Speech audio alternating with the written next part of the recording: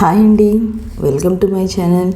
నేను ఇవాళ వీడియోలో 2024 సంవత్సరంలో అక్షయ తృతీయ ఎప్పుడు వచ్చింది, ఆ తేదీ ఏ తేదీన వచ్చింది, తిథి, సమయం, పూజా సమయం, ప్రారంభం తేదీ మరియు ముగింపు తేదీ, అక్షయ తృతీయ యొక్క ప్రాముఖ్యత మరియు అక్షయ తృతీయ రోజు బంగారం ఎప్పుడు కొనాలి, ఒకవేళ బంగారం కొనలేని వారు ఏ ఏ వస్తువులు తెచ్చిపెట్టుకుంటే మంచిది అని అన్ని విషయాలు నేను ఈ వీడియోలో అయితే తెలియజేస్తాను అండి. ఈ వీడియోని ఎక్కడ స్కిప్ చేయకుండా చివరి దాకా చూసినట్లయితే పూర్తి ఇన్ఫర్మేషన్ అనేది మీకు లభిస్తుంది అనిపిస్తుందండి. అక్షయ తృతీయ హిందూ మతంలో చాలా ముఖ్యమైన పండుగ అండి.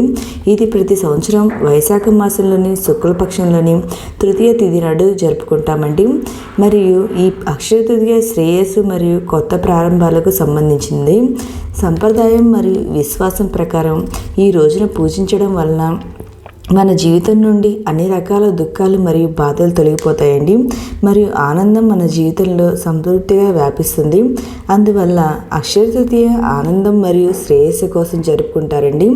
అక్షయ తృతీయ నాడు విష్ణువు మరియు మహాలక్ష్మిని పూజిస్తారు. ఈ సంవత్సరంలో అక్షయ తృతీయను ఎప్పుడు జరుపుకుంటారు మరియు అక్షయ తృతీయ రోజున పూజ ఎలా చేయాలో మనం తెలుసుకుందామండి నెక్స్ట్ వీడియోలో. ఈ సంవత్సరం అక్షయ తృతీయ శుక్రవారం మే 10న వచ్చిందండి. తృతీయ తిథి మే 10న ఉదయము 4:17 గంటలకు ప్రారంభమై మే 11 తెల్లవారుజామున 2:50 గంటలకు ముగిస్తుందండి. మే 10వ తేదీ ఉదయము 5:49 నుండి మధ్యాహ్నం 12:23 గంటల మధ్య అక్షయ తృతీయ పూజ ముహూర్తం అయితే ఉందండి. ఆ సమయంలో మనం పూజ చేసుకుంటే అనుకూలంగా ఉంటుందండి. ఏమన్నా బంగారం కొనాలన్నా ఏమన్నా కార్యక్రమాలైనా ఆ సమయంలో చేసుకోవచ్చండి, చాలా మంచిది. అసలు మామూలుగా అయితే అక్షయ తృతీయ అంటే ఆ రోజు మొత్తం మంచిదే అండి. మనం ఏ కార్యక్రమం ప్రారంభించినా అది మంచి ఫలితాన్ని అయితే ఇస్తుందండి. అక్షయ తృతీయ నాడు అక్షయ తృతీయ నాడు అభుజ ముహూర్తం రోజంతా ఉంటుంది. అభుజ ముహూర్తంలో ఏ పని చేసినా అది సఫలమవుతుందని బలంగా నమ్ముతారండి. ఈ రోజున శ్రీ మహావిష్ణువు మరియు తల్లి లక్ష్మి పూజిస్తారండి. పురాణాల ప్రకారం భగవంతుడు పరశురాముడు అక్షయ తృతీయ నాడు అక్షయ తృతీయ నుండి జన్మించాడు. అక్షయ తృతీయ రోజున బంగారం కొనుగోలు చేయడం చాలా శుభప్రదమని కూడా నమ్ముతారండి. నిజానికి ఈ రోజున ఇంటికి తెచ్చిన ఏదైనా మరియు ప్రతిదీ ఫలాన్ని ఇస్తుందని చెప్తారు. బంగారాన్ని లక్ష్మీదేవితో పోలుస్తారండి. అందుకే అక్షయ తృతీయ రోజున బంగారం కొనాలి అని అందరూ అనుకుంటారు. అక్షయ తృతీయ రోజున బంగారం కొనుగోలు చేస్తే లక్ష్మీదేవి అనుగ్రహం మరియు శ్రేయస్సు ఉంటాయని నమ్ముతారు.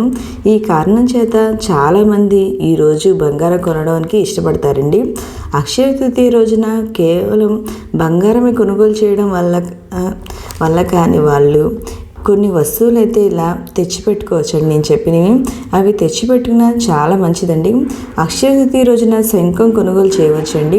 ఈరోజు ఇంట్లో లక్ష్మీదేవిని పూజించి శంఖం ఉపయోగిస్తే ఇంట్లో ఉన్న వాళ్ళకి మంచిదండి. అక్షయ తృతీయ రోజున శ్రీ యంత్రం కొనుగోలు శ్రేయస్కరం అంటారు మరియు సంపద కలుగుతుంది. పూజా మందిరంలో శ్రీ యంత్రం ఉంచితే మంచిది. దీనివల్ల లక్ష్మీదేవి అనుగ్రహం ఇంట్లో ఉన్న వారిపై ఉంటుంది. అక్షయ తృతీయ రోజున మట్టి కుండలు కొన్ని చాలా మంచిదండి. ఈ రోజున అక్షయ పాత్ర అనేది అమ్మవారి దేవుడి మందిరంలో అయితే పెడతారండి, చాలా మంచిది. ఈ రోజున బంగారం కాకుండా గవ్వలు కూడా కొనండి. పూజా మందిరంలో లక్ష్మీదేవి పూజ చేసేటప్పుడు గవ్వలు ఉంచితే చాలా మంచిదండి.